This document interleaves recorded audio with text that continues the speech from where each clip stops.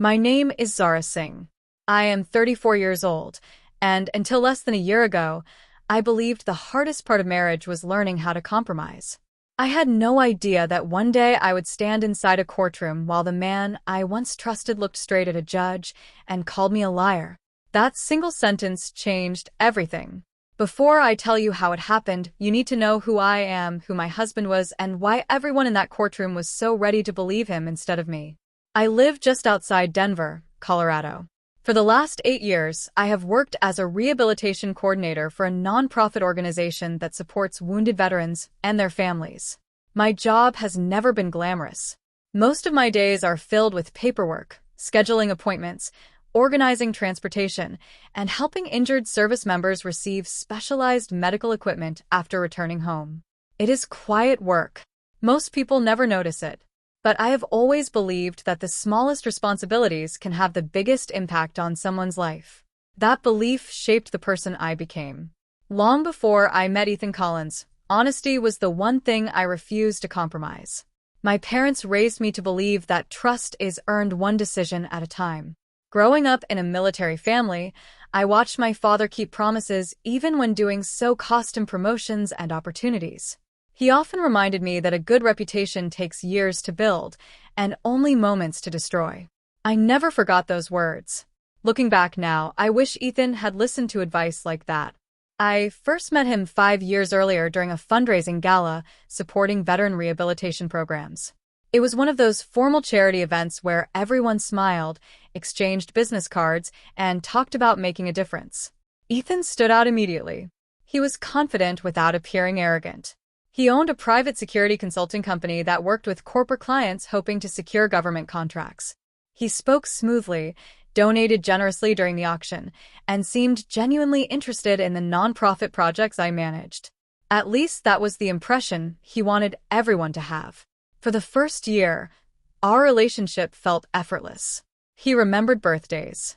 He surprised me with dinner after difficult workdays. He asked thoughtful questions about my job and even volunteered at a fundraising event. Friends told me how lucky I was. My parents approved of him. Even my coworkers said we looked perfect together. We married less than 2 years after meeting. Our home was quiet, comfortable, and organized. We lived in a modern house about 30 minutes outside the city, close enough for my daily commute, but far enough to escape the constant traffic. Weekends were simple. Sometimes we cooked together. Sometimes we drove into the mountains for a few hours just to enjoy the scenery. If someone had told me then that our marriage would end in federal investigations and courtroom testimony, I would have laughed. Nothing about our life seemed unusual, at least not in the beginning. About 2 years after the wedding, subtle changes started appearing. They were so small that I ignored them. Ethan became strangely protective of his home office. The door stayed locked whenever he wasn't inside. If I accidentally walked in while he was working, he would close his laptop almost instantly. He also began taking late-night phone calls outside the house. Whenever I asked who had called, his answers became shorter. Business. New client. Nothing important. At first, I believed him. Running a consulting company meant dealing with confidential information. I respected that. But over time, other things stopped making sense. Packages arrived almost every week containing expensive office supplies, encrypted storage devices, and financial documents that disappeared into his office before I could even ask about them. He traveled more often. Sometimes he left for meetings that lasted only a few hours, yet required overnight stays. Whenever I mentioned how unusual it seemed, he laughed and accused me of worrying too much. Little by little, I stopped asking questions. Looking back, that was exactly what he wanted. Then came the afternoon that changed everything. It happened about 9 months before the trial. I had taken the day off because our nonprofit was transitioning to a new database system, giving everyone a long weekend. Ethan was away meeting a potential client, and I decided to organize household financial records before tax season. I searched through our filing cabinets in the study looking for insurance documents. One drawer refused to open. After trying several times, I realized the lock hadn't fully engaged. It opened with only a little extra pressure. Inside were folders I had never seen before. Most carried labels that meant nothing to me. Vendor contracts, procurement reports, donation inventories, federal compliance. I assumed they were ordinary business records until one page caught my attention. The document listed several rehabilitation devices supposedly donated to military recovery centers through organizations I recognized. One of those organizations was mine. That immediately felt wrong. I coordinated equipment requests almost every day. I had never seen those devices. Curious, I kept reading. The purchase amounts were enormous. Hundreds of thousands of dollars had supposedly been spent on specialized rehabilitation technology. Yet I couldn't remember a single delivery matching those records. Then I noticed something even stranger. Several approval forms contained my electronic authorization. My name appeared exactly where financial approval signatures belonged. I stared at the page. My heartbeat became louder. I had never signed any of those documents. Not once. For a moment I convinced myself there had to be an explanation. Maybe duplicate names. Maybe another Zara. Maybe administrative errors. But deep down, I already knew something was terribly wrong.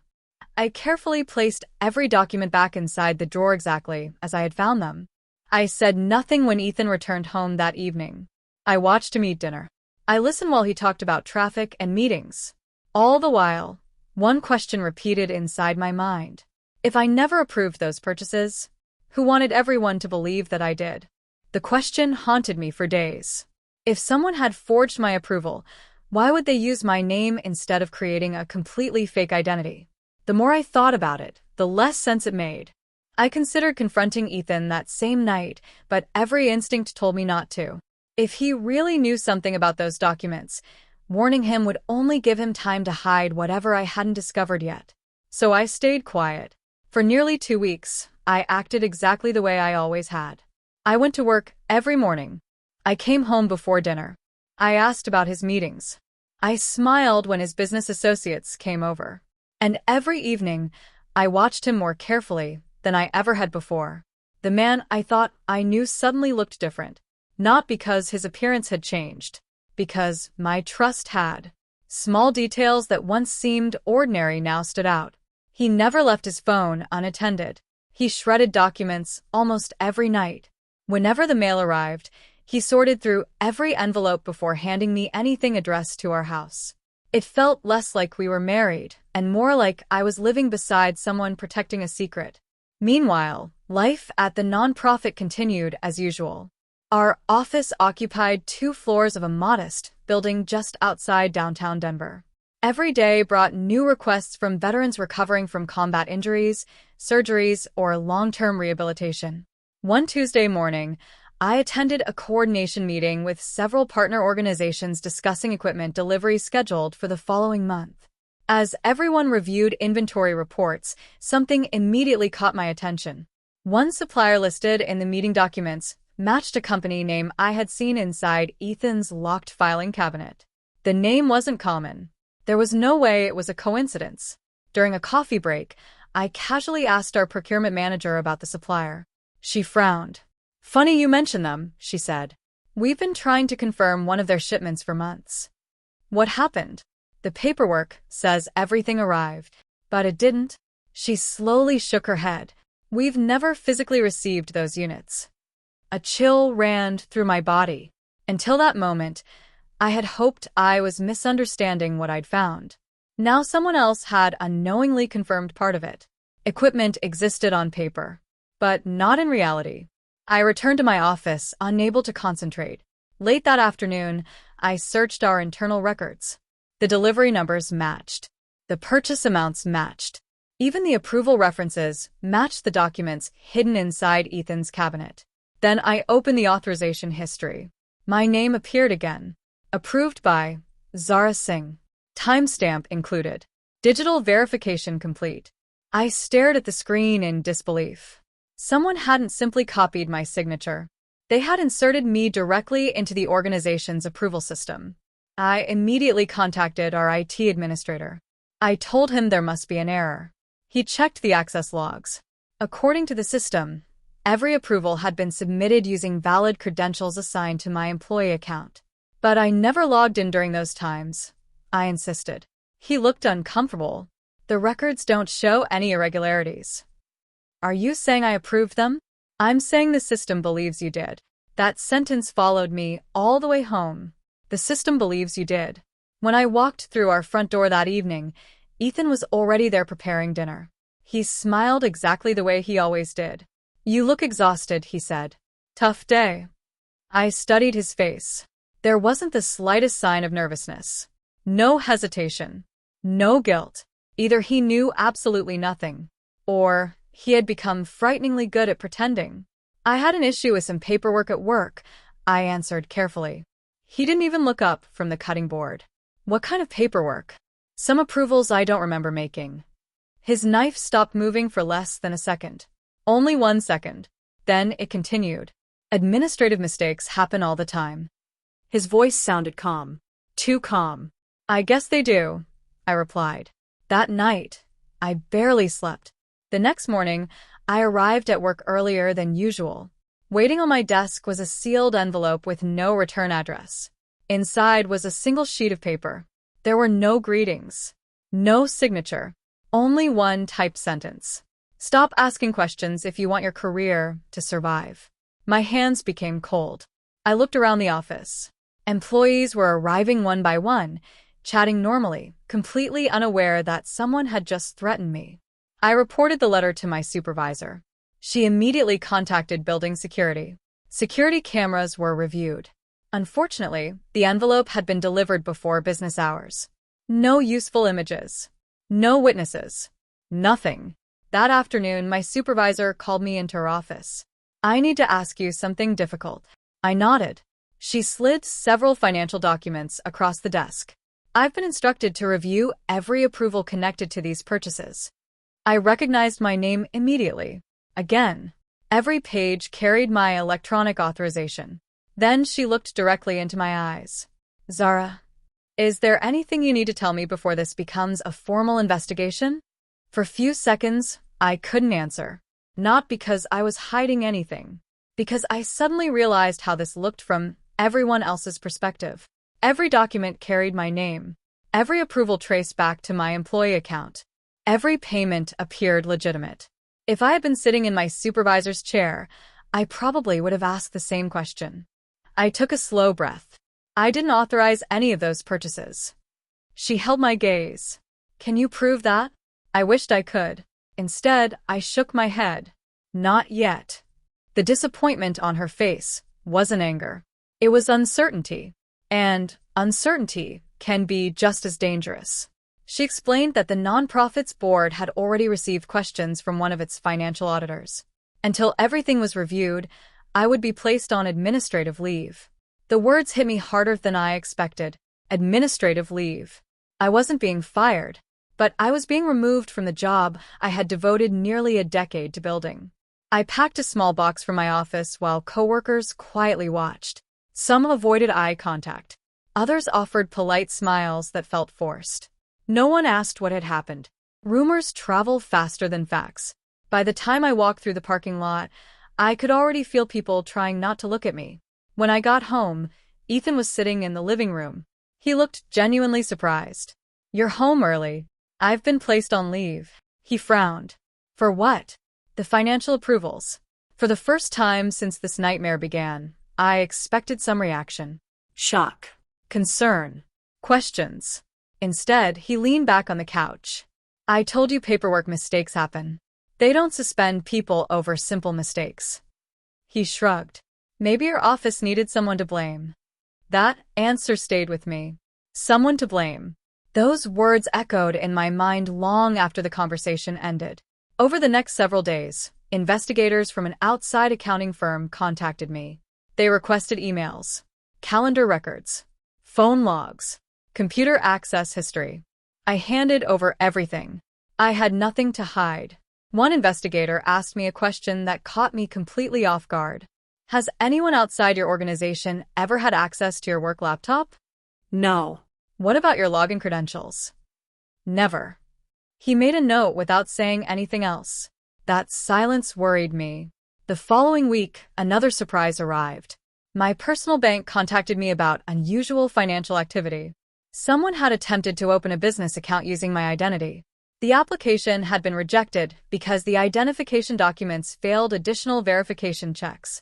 Whoever had submitted them knew my full legal information, my social security number, my address, my employment history. Someone wasn't just forging signatures anymore. They were building an entirely different version of me. I immediately reported the attempted identity fraud to local authorities. An officer took my statement and encouraged me to monitor my credit reports. He also asked a simple question. Do you know anyone who would benefit from damaging your reputation? Without thinking, I answered no. But as soon as I left the station, I wasn't so sure anymore. That evening, I decided to do something I had avoided for weeks. I confronted Ethan. Not with accusations. With questions. We were finishing dinner when I looked directly at him. Do you remember that supplier called Vanguard Medical Systems? His fork paused halfway to his mouth. I've heard of them. You've done business with them? I work with dozens of companies. I found documents connected to them. His eyes narrowed. What documents? The ones in your locked cabinet. For several seconds, neither of us spoke. Then he slowly placed his fork on the table. You went through my office? I was looking for tax papers. You had no right. I also had no right to have my name placed on documents I never signed. His expression hardened. I don't know what you're talking about. Then explain why our nonprofit is listed in your files. I don't owe you an explanation about confidential clients. You owe me an explanation if my name is involved. He stood up so suddenly that his chair scraped loudly across the hardwood floor. His voice became colder than I had ever heard before. Listen carefully, Zara. Some things are bigger than you understand. The room felt strangely quiet. What does that mean? It means you should stop digging. Or what? He stepped closer. Close enough that I could hear every word clearly. People who ask the wrong questions sometimes become the answer. My heart started pounding. This wasn't an argument anymore. It was a warning. Without another word, he walked upstairs and closed the bedroom door. I spent that night on the living room couch. Not because we were angry. Because for the first time since our wedding, I no longer felt safe sleeping beside my own husband. The next morning, I left the house before sunrise. Instead of going home after meeting with my attorney, I drove to my parents' house nearly an hour away. I didn't tell Ethan where I was. I simply needed distance. That afternoon, while sitting at my parents' kitchen table, my phone rang. The caller ID displayed an unknown number. I almost ignored it. Something told me not to. When I answered, a man's voice spoke quietly. Mrs. Collins? Yes. My name isn't important. How did you get this number? You don't have much time. I froze. What are you talking about? The accountant who handled your husband's records. He disappeared this morning. Before I could ask another question, the caller added one final sentence. And if I were you, I'd stop believing your husband is the one really in charge. The line went dead. I stared at my phone long after the call had ended. The unknown number couldn't be traced when I tried calling back. It went straight to a recording saying the number was no longer in service. That didn't make sense. The call had happened less than a minute earlier. I replayed the conversation in my head over and over. The accountant had disappeared. Ethan wasn't really in charge. If both statements were true, then I had been looking at the wrong person all along. My attorney, Melissa Grant, agreed to meet me that afternoon. Her office overlooked downtown Denver, and by the time I arrived, she already had several folders spread across the conference table. I told her everything. The threatening letter, the confrontation with Ethan, the anonymous phone call. She listened without interrupting. When I finished, she folded her hands. If someone wanted to frame you, she said, they'd need access to your credentials, your identity, and enough financial knowledge to make everything look legitimate. Do you think Ethan did it? She didn't answer immediately. I think Ethan knows more than he's admitting. It wasn't the answer I wanted, but it was the honest one. Melissa suggested filing for divorce immediately. At first, I resisted. Some part of me still hoped there was another explanation. That maybe Ethan had been manipulated. That maybe he had made terrible decisions without realizing where they would lead. Then Melissa asked a question that changed my mind. If someone else had threatened you the way your husband did, would you stay with him? The answer came instantly. No. So, why is your husband the exception? I had no answer. That evening, I signed the paperwork. 48 hours later, Ethan was served with divorce papers at his office. He called me 14 times that afternoon. I answered none of them. Instead, he left voicemails. The first sounded confused. The second sounded angry. By the fifth, his tone had become almost desperate. You're making a huge mistake, Zara. You don't understand what you're doing. Call me before this gets worse. I saved every message. Something told me they might become important later. 3 days after filing for divorce, federal investigators contacted my attorney. Not because I was under arrest, because they wanted to interview me again. This time, the questions were different. Instead of asking about nonprofit purchases, they wanted to know about Ethan's business partners. Names, meetings, travel. Anyone I remembered visiting our home. One name stood out immediately. Victor Hale. I had met him several times over the years. He never stayed long. Always well-dressed. Always carrying a leather portfolio. He introduced himself as a financial compliance consultant. I remembered Ethan treating him differently than everyone else. Almost like an equal. When I mentioned Victor's name, one investigator looked toward another. Neither said anything, but I noticed the glance. That was enough.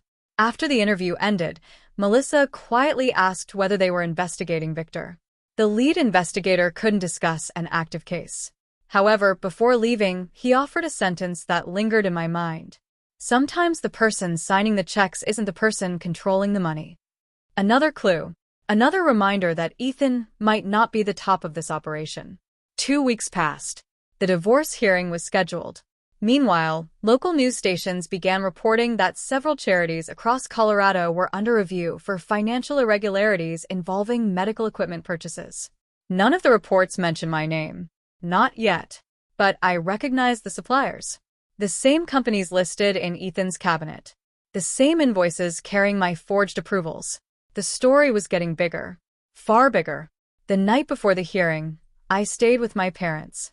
Around 10 o'clock, my father noticed headlights slowing in front of the house. A black SUV remained parked across the street for nearly 15 minutes. Its lights stayed off. No one got out. Then it drove away. My father wrote down the license plate. The next morning, he gave it to Melissa.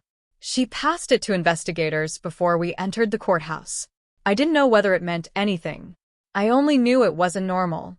The courthouse felt heavier than I expected. Reporters stood outside discussing the growing fraud investigation. Inside, lawyers hurried through the hallways carrying stacks of files. I kept my eyes on the floor until Melissa gently touched my arm. Whatever happens today, she said, answer only what's asked. I nodded. Across the hallway, Ethan arrived with his attorney. He looked perfectly composed. Expensive suit, polished shoes, confident smile. When our eyes met, he didn't look frightened. He looked certain that he was going to win.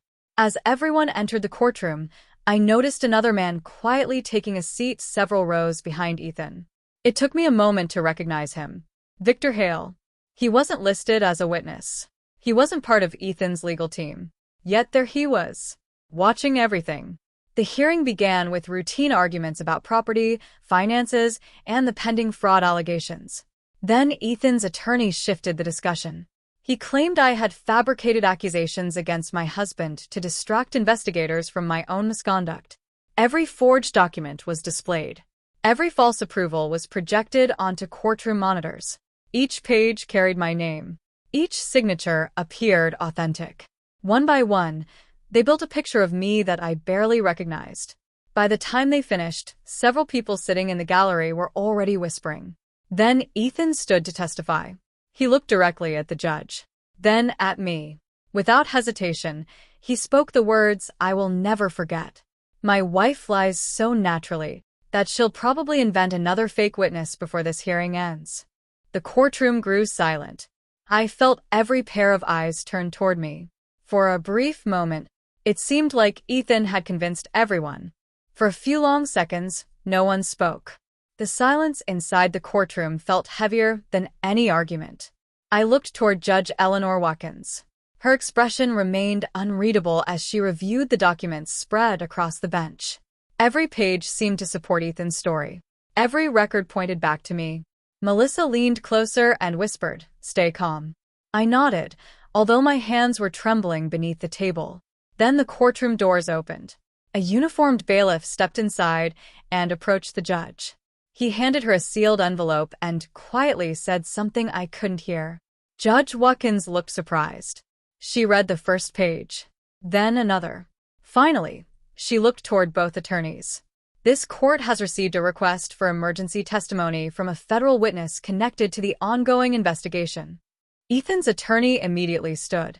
"Your Honor, we object." "On what grounds?" "This hearing concerns a divorce proceeding." Judge Watkins calmly adjusted her glasses. "It also concerns allegations that directly affect the credibility of both parties." She looked toward the courtroom doors. "The witness may enter." A woman wearing the uniform of a United States Army lieutenant colonel walked confidently into the courtroom. She carried a locked black evidence case. The room became unusually quiet. She introduced herself. "My name is Lieutenant Colonel Dr. Amelia Brooks." I recognized her almost immediately. Nearly a year earlier, our nonprofit had partnered with the Military Rehabilitation Hospital, where she supervised medical equipment verification. We had spoken only once during an equipment inspection. I never imagined seeing her again. Certainly not here. She took the witness stand and was sworn in. Melissa smiled for the first time all morning. That alone told me something important was about to happen. Dr. Brooks began speaking in a calm, measured voice. "My department was asked to verify several medical devices reportedly donated through charitable organizations." She opened the evidence case.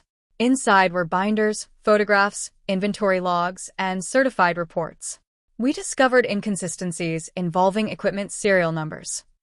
The courtroom projector displayed a spreadsheet. Rows of serial numbers appeared beside purchase invoices. Dr. Brooks continued. "Every serial number listed on these donation records already belonged to medical equipment that had been installed at military rehabilitation facilities years before the reported purchases." The judge leaned forward. "Please explain." "These devices were never replaced." She clicked to another slide. "Our inspections confirmed every original machine remains exactly where it was first assigned." She paused. "Therefore, these invoices describe equipment that could not possibly have been delivered." A quiet murmur spread through the courtroom. Ethan's attorney quickly stood. "Perhaps duplicate serial numbers were issued." Dr. Brooks calmly shook her head. "The Department of Defense does not duplicate these identifiers." She displayed official military inventory records. Each serial number matched equipment photographed inside active rehabilitation hospitals. The images included dates, maintenance reports, and inspection histories. There was no room for interpretation. The donations had never existed. I looked toward Ethan. For the first time that day, his confidence disappeared. His jaw tightened. His attorney stopped taking notes. But Dr. Brooks wasn't finished. "Our investigation also examined the approval records attached to these purchases." Another document appeared on the screen. This one came from a federal digital forensics laboratory. The electronic signatures attributed to Ms. Zara Singh were generated using archived authentication credentials stolen during a cybersecurity breach. My heart skipped a beat. The judge interrupted. "Are you saying the signatures are fraudulent?" "Yes, Your Honor." "Can you identify where they originated?" Dr. Brooks opened another folder. "Yes." The projector displayed a network activity report. A highlighted address appeared near the bottom. The forensic specialist who prepared the report had traced every approval request, every transaction, every login, every altered file. All of them originated from one location, the headquarters of Ethan Collins Security Consulting. Gasps echoed throughout the courtroom. Melissa slowly exhaled beside me. Ethan's attorney immediately objected. "There is no proof my client personally created those records." Dr. Brooks nodded. "That statement is correct." For one terrifying second, I thought everything was about to collapse again. Then she continued. "Our investigation never concluded Mr. Collins acted alone." Another file appeared. This evidence identifies communications between multiple individuals coordinating fraudulent documentation. One name had been highlighted: Victor Hale. I instinctively turned toward the gallery. The chair where Victor had been sitting only minutes earlier was suddenly empty. Melissa noticed at the same time. She whispered, "He's gone." Before anyone could react, a courtroom deputy hurried toward the judge and quietly spoke into her ear. Judge Watkins immediately addressed the room. "No one is to leave this courtroom until further notice." Outside the hallway, voices began rising. Someone started running. Then another bailiff rushed inside. "Your Honor, they've detained Mr. Victor Hale while attempting to exit the building through a restricted employee corridor." Every head in the courtroom turned toward Ethan. His face had gone completely pale. The judge looked directly at him. "Mr. Collins, I strongly suggest you remain exactly where you are." The moment the bailiff spoke, the entire courtroom shifted. Ethan didn't move. Not at first. But I saw it, just a flicker in his expression. Not panic yet. More like calculation. Like he was still trying to find a version of reality where this could be controlled. Judge Watkins leaned forward. "Detain him? Explain." The bailiff adjusted his radio. Federal agents intercepted Mr. Victor Hale in the West Service corridor. He was carrying encrypted storage devices and attempting to dispose of them. Melissa squeezed my hand under the table. That was the first time she had done that since the hearing began. Dr. Amelia Brooks remained calm on the witness stand, but she added one sentence that changed the temperature of the room again. "Those devices were part of the backup archive we were ordered to secure during the investigation." Ethan's attorney stood quickly. "This has nothing to do with my client's divorce proceedings." The judge didn't even look at him. "It has everything to do with credibility, counsel. Sit down." Silence returned, sharper this time. Minutes later, the courtroom doors opened again. 2 federal agents entered with Victor Hale in custody. He no longer looked like the confident man I remembered from brief meetings at Ethan's office. His hair was disheveled, his tie loosened, and his hands were restrained in front of him. But his eyes were still alert. He scanned the room once, and then he looked directly at Ethan. That single moment said more than any testimony. Victor didn't speak yet. The agents escorted him to the witness stand. Judge Watkins ordered him sworn in. The oath was simple: tell the truth. He hesitated for half a second. Then he nodded. "I will." Melissa leaned toward me again. "This is it," she whispered. I didn't respond. I couldn't. Victor exhaled slowly. Then he started speaking. "I was brought in as a financial compliance consultant for multiple private contractors working with nonprofit organizations." He paused. That was the official title. He looked down at his hands. "But my actual role was system design. I created documentation frameworks that made transactions appear legitimate across different organizations." The courtroom grew still. Ethan shifted in his seat for the first time. Victor continued. "I did not personally select Zara Singh. That caught me off guard. I was assigned a profile, a stable employee, someone with predictable approval patterns, minimal audit exposure, and high trust within her organization." He looked up briefly. Someone who would not immediately be suspected. My stomach tightened. This wasn't random. This had been engineered. Victor continued. The objective was to route financial transfers through nonprofit rehabilitation channels without triggering federal review thresholds. He gestured toward the evidence screen. All approvals attributed to Ms. Singh were generated through credential replication protocols. The system recognized them as valid because they were built from authorized access patterns already existing in her workplace environment. Judge Watkins interrupted. "Are you saying her identity was cloned within internal systems?" "Yes, Your Honor." A low murmur spread through the courtroom. Ethan finally spoke. "That's insane. I had no involvement in any of this." Victor turned slowly toward him. For the first time, his voice changed. It became colder. "You didn't need to understand the system, Ethan." Silence again. "You only needed to sign where I told you." That sentence landed heavily. Ethan's attorney immediately objected, but the judge raised a hand. "Continue." Victor nodded. "There was a network. I was not the only architect. There were 3 primary operational roles. He raised one finger. Design. Second finger. Execution. Third finger. Containment. He looked at Ethan again. You were execution. Ethan's face tightened. That's a lie. Victor didn't react. You authorized contracts. You facilitated vendor relationships. You ensured physical procurement aligned with falsified records. Ethan stood abruptly. I did no such thing. The judge's voice cut through instantly. Sit down, Mr. Collins. He hesitated, then slowly sat again. Victor exhaled. I will say this clearly for the record. He looked at me briefly. Zara Singh was not the target of the fraud. My breath stopped. She was the containment risk. Melissa frowned beside me. Victor continued.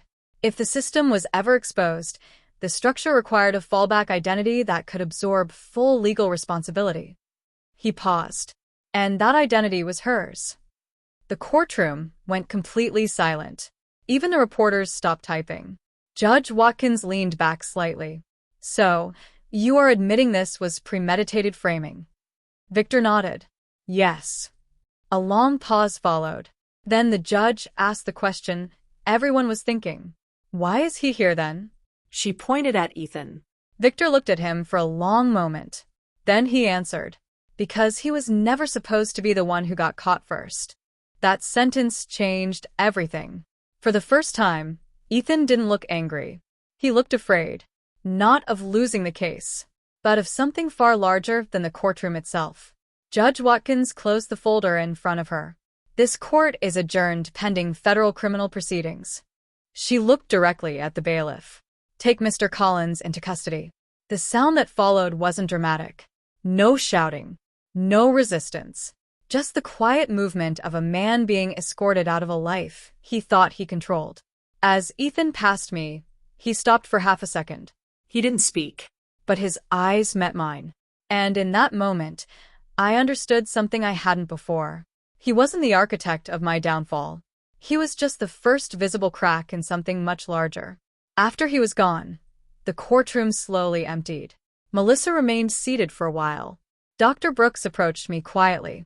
You're going to be asked to testify again, she said. I nodded slowly. I know. She hesitated. But you should also know something else. I looked up at her. This system you were pulled into, it wasn't just about money. What was it about then? She met my eyes directly. Control. That word stayed with me long after I left the courthouse. Control. Not just over money. Not just over documents. But over people. And for the first time since this began, I realized something simple and terrifying. My life hadn't been stolen in a single moment. It had been rewritten step by step, long before I ever opened that locked cabinet.